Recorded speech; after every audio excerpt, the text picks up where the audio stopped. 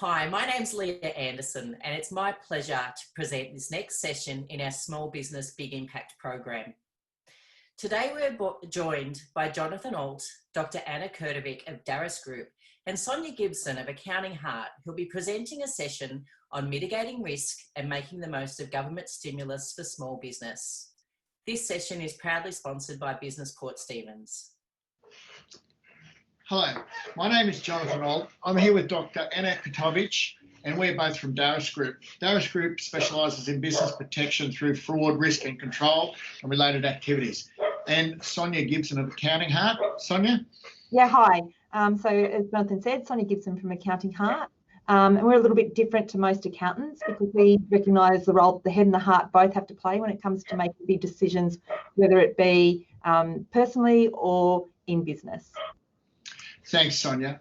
We're all here to represent the Small Business Association of Australia. We all run and own small business, and we have done for many years. We've all suffered the impact and understand the issues that come with COVID-19.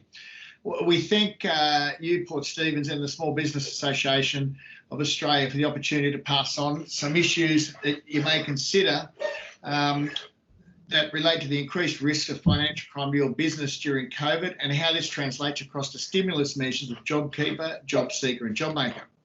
COVID's brought many ongoing and unprecedented challenges across a full range of the community, from individuals, small business to large corporate.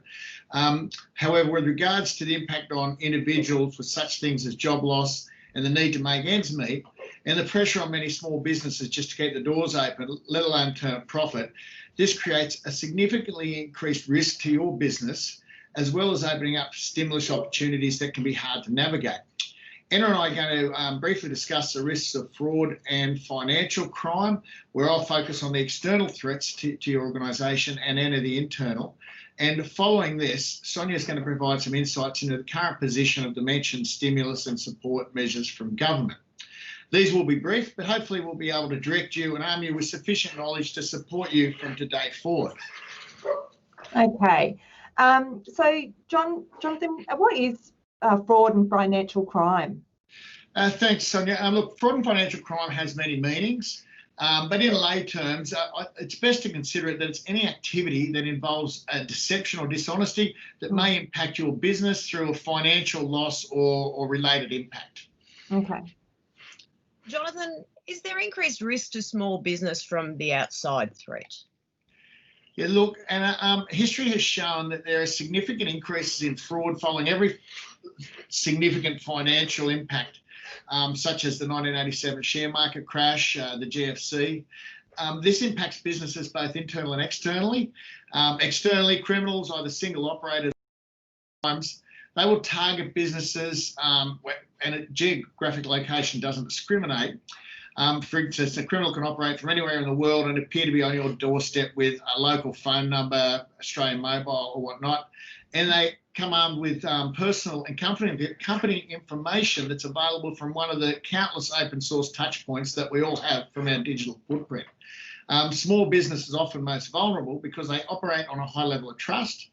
They don't have the support networks that are available with corporates, such as internal experts in various areas such as fraud and cyber.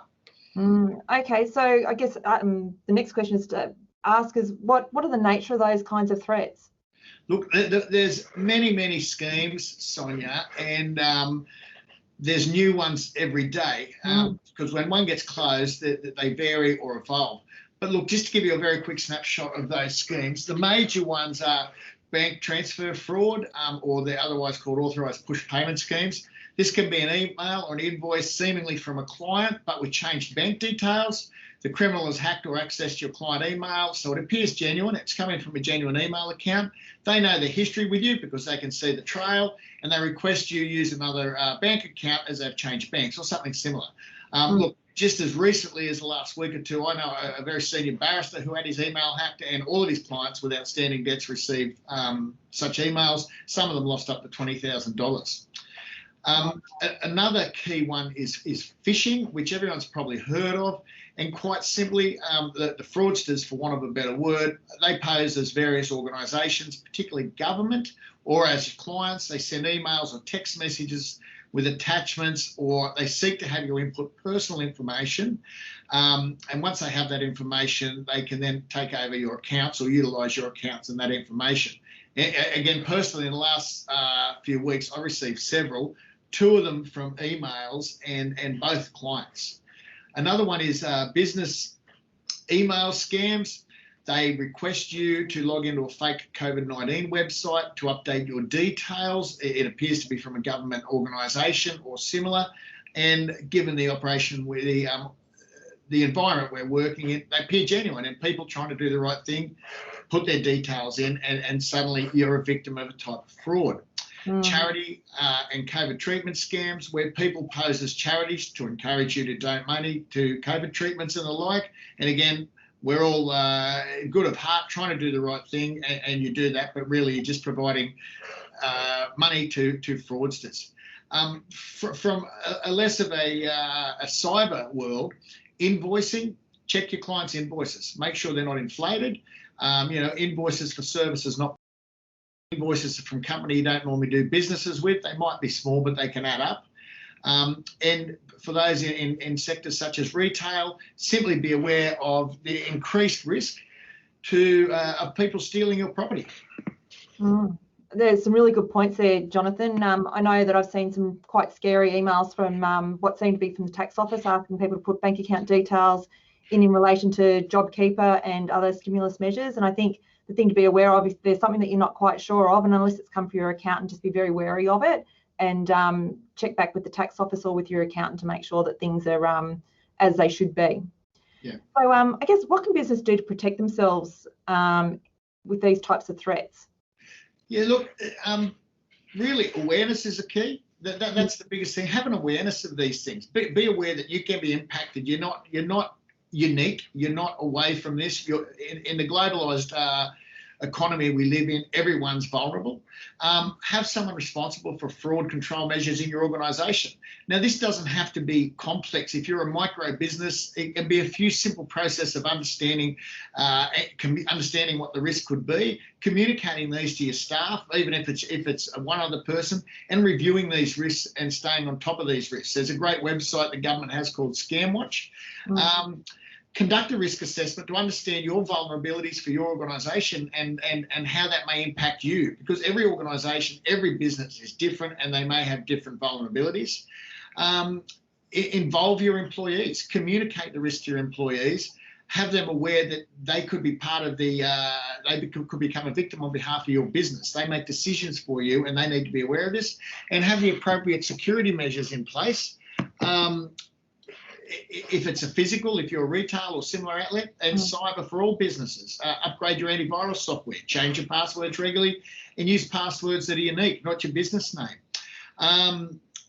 So look for anomalies. If an email seems to be from an unusual outlet, check the address that it's from, ring the client, pick up the phone, or ring the number that you know if it's a bank. That one's online. Don't click on attachments. And look, the end, just to finish this off, go with your gut feeling. If it seems off, if it doesn't seem right, ring the person, ask for a number to ring back, check it, ring the bank, and the like. So, look, I think that very briefly covers the external threats and the introduction of this. And Dr. Kurtovic, you might now be able to tell us how COVID's impacted the risk of internal frauds within business. Yes, thank you, Jonathan. COVID-19 has had a very big impact on small business in terms of internal fraud. Small business, like every other business, is always vulnerable, or more so vulnerable, to fraudulent activity.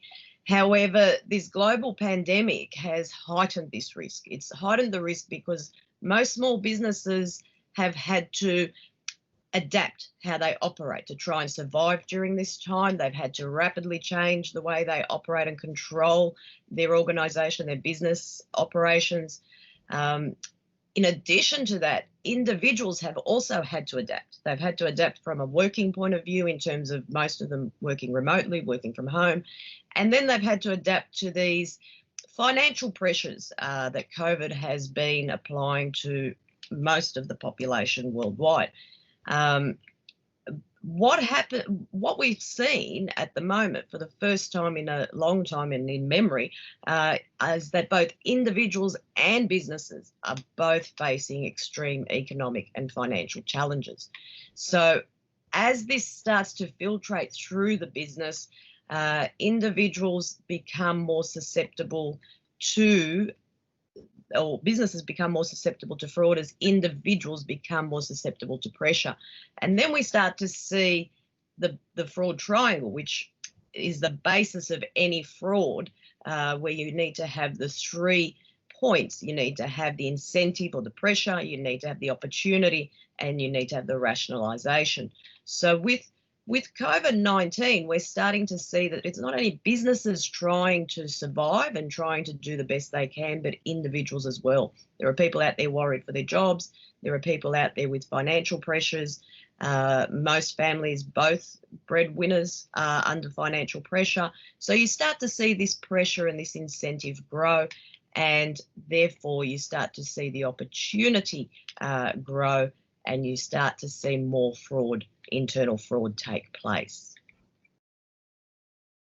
Okay, so how does the heightened risk of opportunity translate to daily business operations? Okay, so it translates to daily business operations in this current environment because a lot of the day-to-day business operations have been changed. Most people are working from home, where they're working remotely. The rapid change with which companies have tried to adapt. Some individuals didn't have laptops that they could take home. So there was a whole need to start getting these laptops out to individuals so work can continue. A lot of individuals have got more reliance on or more access to information. And they're doing, corporations don't have necessarily the control procedures in place that they had when everyone was working on site. Staff become, well, they have to comply with policies, but they tend to start to not ignore it, but it tends to take a back seat. Trying to maintain control with your day-to-day procedures, even just normal things like signing off expense sheets, signing off payroll, middle management who check payroll, who check these expenses on a daily or weekly basis, they might be letting that lapse a little bit. And so we see that this combined with your individuals working from home starts to infiltrate through the business. You might get people that are becoming disengaged also. Some people find it difficult to work from home. They don't get motivated. So it starts to filter through not only the operations, but also the individual themselves. And then we also have to understand that during this time, business needs to try and show, especially if they have particular stakeholders, such as banks, if they've got loans, they need to show that they're trying to survive, they are surviving. So you start seeing businesses want to show a better financial picture, and that then passes down to the individuals who have to try and show a better financial picture as well. And then you've also got the issue that a lot of companies have gone through and basically cut a lot of staff. So you've got staff that may be doing more than one job or more responsibility than before as businesses begin to trim. Wow. Sorry, Anna, so you might want to touch on what are some of the schemes that may become more prevalent during COVID-19. Yes, look, a lot of these internal fraud schemes there, and their businesses are vulnerable to them at the best of times. But at the moment, it's financial reporting. So individuals may not be reporting to middle management exactly what is happening in terms of expenses and income. They may be using delaying tactics so that things do look better in the hope that, it secures their job as well. They don't want the business to be looking badly. We have theft of cash. We see that payroll fraud starts to go up. expense claims or even invoices. Jonathon, you mentioned that, you know, you might get the outside third party that gives out invoices that are inflated or not real. Then you might have the internal employees actually put in invoices that are not real because they have extra access to what they're doing, and because in most cases the controls are lacking at the moment because not many organisations have taken the time to actually adapt their controls to their current working environment. So payments of invoices without usual approvals could be happening. You've also got, in this type of environment, the issue of misuse or theft of data. As organisations have gone to working remotely and as people have more access to information at home, in their private house, and on their computers, scammers have caught on to that, and scammers have been actively trying to gain access to information and have been using individuals within organisations to try and do that. So there's a bit more there in terms of IP and your database, etc., that is now at risk than what it would be in your normal environment. Okay. Sonia, you had something? Yeah, so how can businesses minimise their vulnerability to fraudulent activity during COVID-19? It starts with not trimming down your controls, not trimming down if you have an audit section, not trimming down that section, not trimming down what your procedures are, adapting them. So you have to try and adapt your control procedures that you would have every day in your normal operations, basically to your current operations. So, you know, we've got enterprise-wide controls that are used to prevent and detect fraud. You need to try and adapt them ASAP with how you're working at the moment. You need to try and ensure that those responsible for checking actually are checking. They are checking those reports. They are checking those procedures. They are looking at the emails. You can still do spot checks remotely as well. So you need to be able to really continue with your internal control. Your scope, your risk assessments may change. So your scoping may increase, and the design of your controls may change. But that's something you've really got to put into place. And it's not hard and it's not complicated. In most cases, it's just a little bit of a tweak to make sure that you're capturing what you need to be capturing in whole. And I'm just conscious of the time. Is there a note you'd like to finish that on? Because I know Sonia's got some very important information to share with us on JobKeeper and JobMaker and stuff. Yes, look, as I said, businesses are always vulnerable to fraud, but at this current moment, they are much more vulnerable to fraud. And it doesn't look like we're going to end anytime soon with this type of environment that we're working in. So to try and combat it, really look at your control framework, really look at how that's set up, and seek assistance to try and have it adapted to your organisation. Okay, thanks very much, Anna. Sonia, we'll hand it over to you as the expert in the stimulus stuff. So perhaps you could share your expertise with us in that area. Yeah. You may have all heard that JobKeeper has been extended for another 6 months until March 2021. So they're actually going to do that in 2 parts. So there's going to be JobKeeper Extension 1, and that's going to run from the 28th of September until the 3rd of January. And the big change that's going to come with this one is that they're going to look at the actual decline in turnover. So previously, up until the end of September, it was an estimated decline in turnover, but now it's an actual 30% decline in GST turnover, and you've got to show that for the period September quarter 2020 and compared that back to the September 2019 quarter. And likewise with JobKeeper Extension 2, they're going to make you check your turnover again for the December quarter, and you'll be comparing that back to your December 2019 quarter. Now, they're the basic tests for JobKeeper, and most businesses will simply, if they do qualify for the extensions, will qualify under one of those 2 tests, under that one test. But if you don't qualify under that test, but you still felt that you've had a significant decline in turnover during that period, it may be worthwhile investigating further one of the alternative tests. So the alternative tests are that if you've had a business that has started before the 1st of March 2020, if you've acquired a business or disposed of a business that's changed your turnover, if you had a business restructure that's changed your turnover, if you had a substantial increase in turnover leading up to when COVID hit, that may impact on your turnover figures. So that may be something that you need to investigate further.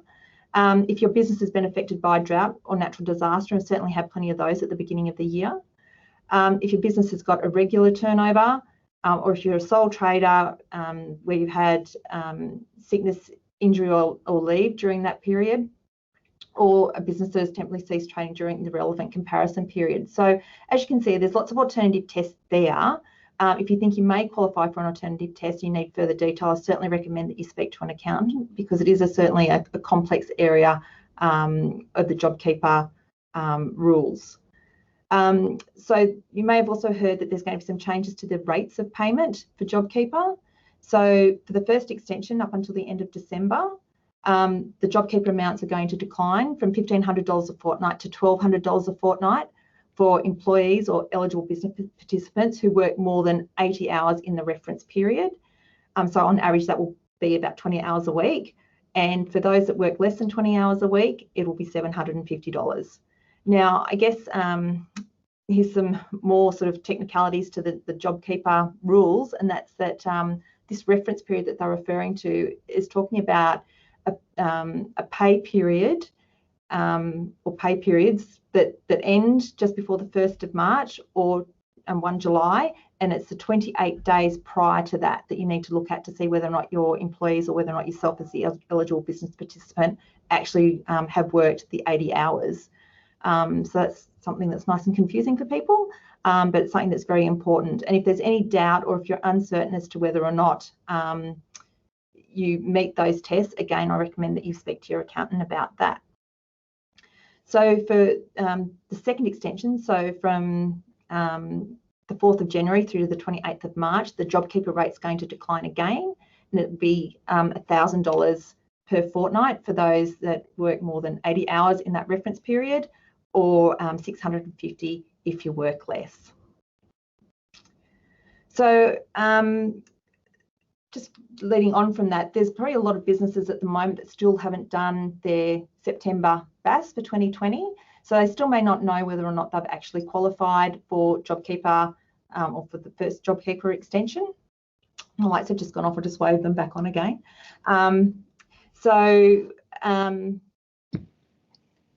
You need to obviously have a look at what your activity statement says for September, because in the tax office portal where you go to report your JobKeeper figures, you actually have to do a check as to see whether or not you actually qualify. And one of the first things you'll see there is your September BAS figures, and they'll compare that back to September 2019. So you need to have your BAS and everything up to date before you can do that. And then because you don't know whether or not you qualify, you may not have actually paid your employees the correct pay rates up until the end of October. So they're giving you the opportunity to make any back payments or top-ups that need to be paid for the month of October. You've got until the 31st of October to get those JobKeeper top-up payments made. Okay, so Sonia, JobMaker, have we covered that? The federal budget's been delivered, and what initiatives are there for small business? Yeah, so I guess it really was the JobMaker budget that came out a couple of weeks ago. So they're very focused on getting Australians back to work. And one of the big centrepiece pieces of the budget was the JobMaker hiring credit. And that's to encourage employers to take on new team members. So what that is, it's an actual a credit that you'll receive for each employee or each employee aged 16 to 29 specifically, of $200 a week for those eligible employees. And you'll receive $100 a week for employees aged 30 to 35. So, and that will start for new hires from the 7th of October. So to show that you've got a new hire, you'll actually have to show that you've had an increase in headcount in your organisation, as well as an increase of wages. So you'll be comparing wages as they are with the new employee or the new hire compared to the 3 months to 30 September 2020. So they're actually looking to see that you've increased headcount and your wages spend for that. So for an employee to be eligible to receive one of those credits, they will have to have received the job seeker payment, the youth allowance or a parenting payment for at least 1 month of the previous 3 months as at the time that they were employed by you. And further to that, they'll actually have to have worked at least 20 hours paid on average per week for the full weeks that they're actually employed. So there's, quite a few conditions that you need to meet there, but certainly, for $200 a week, it's worth it if you're employing somebody that's 16 to 29 and $100 a week for people aged 30 to 35. So this is going to apply up until, for all new jobs, up until the 6th of October 2021, and then you'll receive a credit up to 12 months from the date the new position was created. So if you have a new position that you create on the 5th of October 2021, you'll receive a full 12 months of job maker hiring credit for that person. So registrations will open on the 7th of December 2020, and that will be done through the ATO online services portal. And you'll be able to register for JobMaker up until that date on the 6th of October 2021, and you'll be able to make claims and receive your hiring credit from the 1st of February 2021. And the payments will be made each quarter in arrears. Okay. So that's, that's the summary of JobMaker. Right. Okay. Look, thanks very much for that. It's been very informative. Thank you. Thank you, Jonathon, Anna and Sonia. That was fantastic, and we appreciate your time contributing to the growth of small business in Port Stephens. Jonathon, Anna and Sonia will be available to chat with you for the next little while. Just pop on over to the meeting hub to meet with them. We'll see you soon in the next session. Thank you.